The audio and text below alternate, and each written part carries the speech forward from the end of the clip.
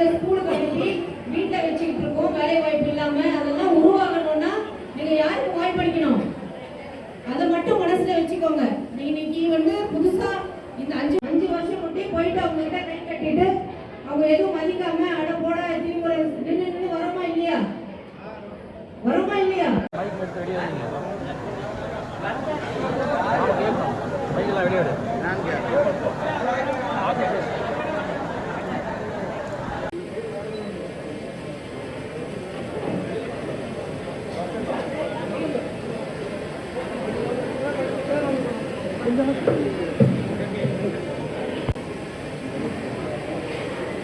தலைவர்கள் தோன்றியிருக்கிறார்கள், பல்வேறு தலைவர்கள் தோன்றியிருக்கிறார்கள், மறைந்திருக்கிறார்கள். ஆனால் எந்த தலைவருக்கும் இது போல சிறப்பு கிடையாது. கட்சி அனைத்து இந்திய அண்ணா திராவிட முன்னேற்ற கழகம் தன்னுடைய தலைமை என்ன நினைக்கின்றதோ அதை செய்து முடிக்கின்ற பக்குவத்தை ஆற்றலையும் பெற்றிருக்கின்ற தொண்டர்களை பெற்றிருக்கின்ற இயக்கம் அதன் அடிப்படையில் இன்று தான் உழைத்து சம்பாதித்த பணத்தின் மூலமாக இந்த நிகழ்வை அன்பு சகோதரர்களும் துறைக்கான நிர்வாகிகள் ஏற்பாடு செய்து நடத்தி கொண்டிருக்கிறார்கள். எனவே தர்ம சிந்தனுடைய தலைவனாக விளங்கி கொண்டிருந்த புரட்சித் தலைவர் எம்ஜிஆருடைய ஆட்சி, புரட்சியுடைய அம்மாவுடைய ஆட்சி மீண்டும் 2006 வருவதற்கு ஏற்கனவே 3 முறை அனைத்து இந்திய அண்ணா திராவிட முன்னேற்ற கழக சட்டமன்ற உறுப்பினர் பெற்ற தொகுதி 4வது முறையும் அனைத்து இந்திய அண்ணா திராவிட முன்னேற்ற கழக வேட்பாளர்களால் அறிவிக்கின்றார்கள் வெற்றி பெற செய்து மத்திய தமிழகத்திலே நம்முடைய கழகத்துடைய முதலமைச்சராக பதவியேற்பதற்கு இந்த தொகுதியுடைய சட்டமன்ற உறுப்பினரும் தேவை என்பதை கூறி வாய்ப்புக்கு நன்றி கூறி விடைபெறுகிறேன். நன்றி, வணக்கம். தொகுதிகளையும் சிறந்த முறையில் ஒன்றுபடுகின்ற கல்லூர் கிராம மக்கள் எப்படி சேர்ந்திருக்கிறார்களோ அதேபோல் ஊத்துக்கடை சட்டமன்றத்தில் ஒன்றிணைந்து சிறந்த முறையில் முன்ன 28,000 சில ஓட்டு வாக்கு வித்தியாசம் வெற்றி பெற்றதை போல் இன்று இந்த ஆண்டு 26-இல் 50,000 ஓட்டு வாக்கு வித்தியாசம் வெற்றி பெற உழைக்க வேண்டும் என்று கூறி விடைபெறுகிறேன். நன்றி, வணக்கம். அனைத்து இந்திய அண்ணா திராவிட முன்னேற்ற கழகத்தை அன்பு தம்பி கிருஷ்ணமூர்த்தியோடு இணைந்து தாதக உண்டரெல்லாம் இங்கே மிகப்பெரிய அளவிலே கட்சியை வளர்த்தனர்.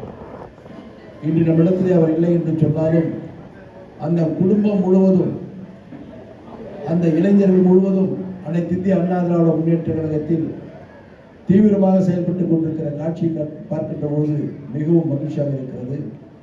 கல்லூர் கிராமத்தினுடைய கிளை செயலாளர்கள் அன்பிற்குரிய சகோதரர்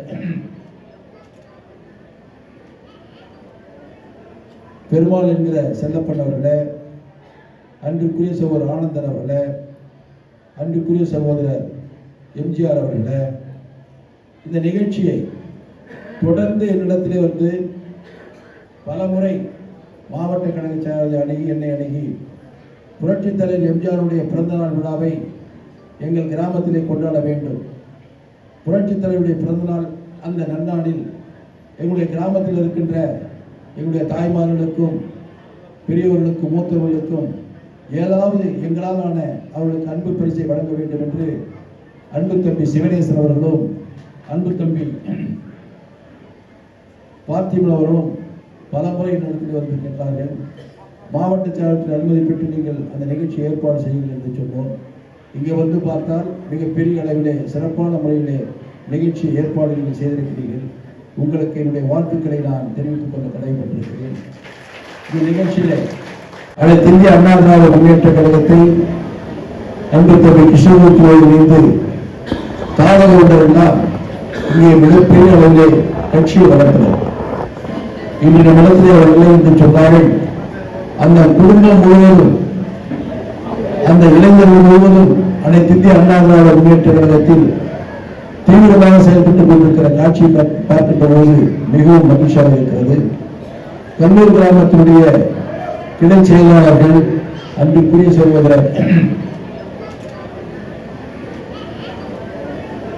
பெருமாள் என்கிற செல்லப்பன் அவர்களே, அன்பிற்குரிய சகோதரர் ஆனந்தன் அவர்களே, அன்பிற்குரிய சகோதரர் எம்ஜிஆர் அவர்களே, இந்த நிகழ்ச்சியை தொடர்ந்து என்னிடத்திலே கிராமத்தில் போற்றுதலுக்குரிய பெரியோர்களே, அன்பு தாய்மார்களே, சகோதர சகோதரிகளே, உங்கள் அத்தனை பேருக்கும் என்னுடைய அன்புகளும் வணக்கத்தினை நான் உருவாக்கிக் கொள்ள வேண்டும். இன்று தமிழகத்திலே முடிசூடா மன்னனாக இருந்த 3 முறை தேர்தல் நின்றபோது தோல்வியை அறியாமல் தான் உயிரோடு இருக்கின்ற வரையில் எங்களுக்கு எல்லாமே இவர்தான் என்று 3 முறை முதலமைச்சராக இருந்து ஏழை எளிய மக்களுடைய மனதிலே, குறிப்பாக தாய்மாருடைய மனதிலே நிரந்தரமாக குடிக்கொண்டிருக்கின்ற இதய தெய்வம் டாக்டர் புரட்சித் தலைவருடைய பிறந்த நாள் விழாவை இப்போது நாம் இங்கே எடுத்துக் கொண்டிருக்கிறோம். அந்த பிறந்த நாள் விழாவில் இருக்கின்ற புரட்சித் தலைவர் நம்மை போன்ற கிராமப்புறங்களில் வாழ்ந்து கொண்டிருக்கின்ற ஏழை எளிய விவசாய மக்களுக்கும் கிராமத்திலே இருந்து கொண்டிருக்கின்ற கல்வி அறிவில்லாத குழந்தைகளுக்கும் பல்வேறு நல்ல திட்டங்களை கொடுத்திருக்கிறார். புரட்சித் தலைவர் எம்ஜிஆர் அவர்கள் 1977 ஆட்சி பொறுப்பேற்ற பின்புதான் 11 ஆண்டு காலம் ஆட்சி காலத்தில் அவர் நகரங்களை முன்னிறுத்தி பார்க்கவில்லை. நம்மை போன்ற கிராமப்புறங்களில் இருக்கின்ற வாழ்கின்றவர்களுக்கு தேவையான அடிப்படை வசதிகளை ஏற்படுத்தி கொடுத்தவர் புரட்சித் தலைவர் எம்ஜிஆர். இங்கே இருக்கின்ற தாய்மார்கள் இவர்களுக்கு தெரியாது. ஒரு 30-40 ஆண்டுகளுக்கு முன்பு பார்ப்பீர்கள் என்று சொன்னால் அந்த காலத்தில் குடிப்பதற்கு தண்ணீர் எடுக்க வேண்டும் என்று சொன்னால் ஊர் மத்தியிலே கிணறு இருக்கும், அதை சேர்ந்து எடுத்து செல்ல வேண்டும். கிணற்றிலே தண்ணி இல்லை என்று சொன்னால் பக்கத்தில் கவலைகள் ஓடிருப்பாங்க, அது 1 கிலோமீட்டர் 2 கிலோமீட்டர் போகணும், அங்க போய் தண்ணி எடுத்துட்டு வரணும். இந்த நிலையை மாற்றி கிராமத்தில் வாழ்கின்ற அன்பு தாய்மார்கள் சகோதரிகளுக்கு ஊருள்ளேயே சிரமமில்லாமல் தண்ணீர் கொடுப்பதற்காக ஆழ்நிலை கிணறுகளை போட்டு மேல்நிலை நீர்த்தேக்க தொட்டிகளை கட்டி அந்த நீர்த்தேக்க தொட்டிகளுக்கு தண்ணீர் வழங்கி அங்கேயே டேப் போட்டு அங்கேயே தண்ணீரை கொடுத்தவர் இந்தியாவிலேயே இதய டாக்டர் புரட்சித் தலைவர் எம்ஜிஆர் தான் முதலில் இந்த தண்ணீர் கொடுத்தார். எத்தனையோ முதலமைச்சர் வந்தார்கள். ஆனால் இந்த ஏழை தாய்மார்கள் கிராமத்தில் இருக்கின்றவர்களுக்கு இந்த திட்டங்களை கொடுத்தார்களா என்று சொன்னால் இந்தியாவில் யாரும் கொடுக்கவில்லை, புரட்சித் தலைவர் எம்ஜிஆர் தான் கொடுத்தார். அதே போல கிராமத்திலே பிறக்கின்ற குழந்தைகள் நிறைய பாத்தீங்கன்னா ஓரளவுக்கு வசதியான குடும்பத்துல என்ன ஓரளவுக்கு வந்து கிராமத்துல என்ன வசதி 10 ஏக்கரா இருந்தாலும் பெரிய வசதி கிடையாது. அப்படிப்பட்ட இருக்கிற சூழ்நிலையில கொஞ்சம் படிக்கணும்ன்ற எண்ணுடைய பெற்றோர்கள் கொஞ்சம் வசதியாக இருக்கிறவங்க வெளியில அனுப்பிச்சு குழந்தைங்களை படிக்க வச்சாங்க. மற்ற குழந்தைங்களுக்கு பள்ளிக்கு போக முடியல. அது புரட்சித் தலைவர் கேட்டார், ஏன் இந்த குழந்தைகள் எல்லாம் பள்ளிக்கு வரல? அதிகாரிகள் ஆய்வு செய்த பொழுது ஒரு உண்மை தெரிஞ்சு என்னன்னா, காலையில இருந்தா வேலை செய்யறதுக்கு வெளியில போயிடுறாங்க, புருஷனும் போயிடுறான் பொண்டாட்டியும் போயிடுறான். அப்படி போகும்போது இந்த பிள்ளைய ஸ்கூலுக்கு அனுப்பிச்சா மத்தியானம் சாப்பாடு இல்லாத பட்டினியா இருக்கு. அப்படி மத்தியானம் சாப்பாடு இல்லாத பட்டினியாக குழந்தைய விட்டு போறதுக்கு பெற்றோருக்கு தாய்க்கு மனசு வரல. தான் எங்க வேலை செய்ய போறாங்கன்னா அந்த குழந்தைய கூட்டு போயிடலாம். அப்படி கூடும் போது அந்த குழந்தை ஸ்கூல் போக முடியாது போயிடுது. இந்த கருத்தை புரட்சித் தலைவர் எம்ஜிஆர் அதிகாரிகள் சொல்கிறார்கள்.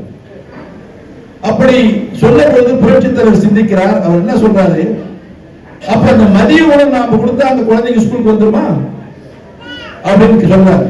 வந்துருங்கய்யா. உடனே அதிகாரிகள் சொல்றாங்க, மதிய உணவு கொடுத்தா கஜனா காலியான கவர்மெண்ட்டுக்கு பணம் முழுசு காலியாயிடுன்றாங்க. அப்ப புரட்சித் தலைவர் எம்ஜிஆர் என்ன சொல்றாருன்னா, உங்களுக்கு தெரியாது கல்வியினுடைய அருமை, நீங்க நல்ல அதிகாரி ஆயிட்டீங்க. இந்த பசி பட்டினி என்பது எனக்கு தெரியும். ஏன்னா என் தந்தை இறந்த பின்பு என்னுடைய தாய் என்னையும் என் அண்ணனையும் கும்பகோணத்தில் அழைத்து வந்து கூலி வேலை செய்தார்கள். 10 தேய்க்கு போனாங்க. 10 தேய்ச்சி ஏதாவது கொஞ்சம் அரிசி வேணும் கஞ்சி வச்சு விடுவாங்க. அது இல்லைன்னா 1 நாள் 2 நாள் நான் பட்டியா இருந்திருக்கிறேன். யார் இருந்திருக்கிறது? எம்ஜிஆர் இருந்திருக்காரு. அந்த பசியினுடைய கொடுமை என்ன என்று தெரியும். அதே நேரத்தில் கல்வி கற்கவில்லை என்று சொன்னால் அந்த குழந்தையுடைய எதிர்காலம் இருண்டதாக இருக்கும் என்று எனக்கு நன்றாக தெரியும்.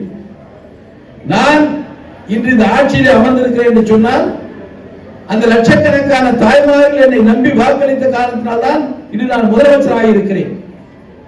அப்படி இருக்கின்ற பொழுது அந்த தாய் பெற்ற பிள்ளையை படிக்க வைக்க வேண்டும். அதனாலதான் புரட்சித் தலைவர் எம்ஜிஆர் சத்துணவு திட்டத்தை கொண்டு வந்தார். அந்த சத்துணவு திட்டம் வந்த பின்னாடிதான் கிராமத்தில் இருக்கிற பிள்ளைங்க எல்லாம் ஸ்கூல் போக ஆரம்பிச்சாங்க. கிராமத்தில் பிற பிள்ளைங்க ஸ்கூல் போக ஆரம்பிச்சதும் அந்த குழந்தைகளுக்கு படிக்கணும்ன்ற எண்ணம் வந்துடுச்சு. இன்னைக்கு கிராமத்துல பாருங்க, டாக்டரா இருக்கிறாங்க, என்ஜினியரா இருக்கிறாங்க. இப்போ வந்தா அங்கங்க தனியார் பள்ளிகள் வந்திருக்கு. 40 வருஷத்துக்கு முன்னாடி எந்த தனியார் பள்ளியும் கிடையாது, அரசாங்க பள்ளி மட்டும்தான்.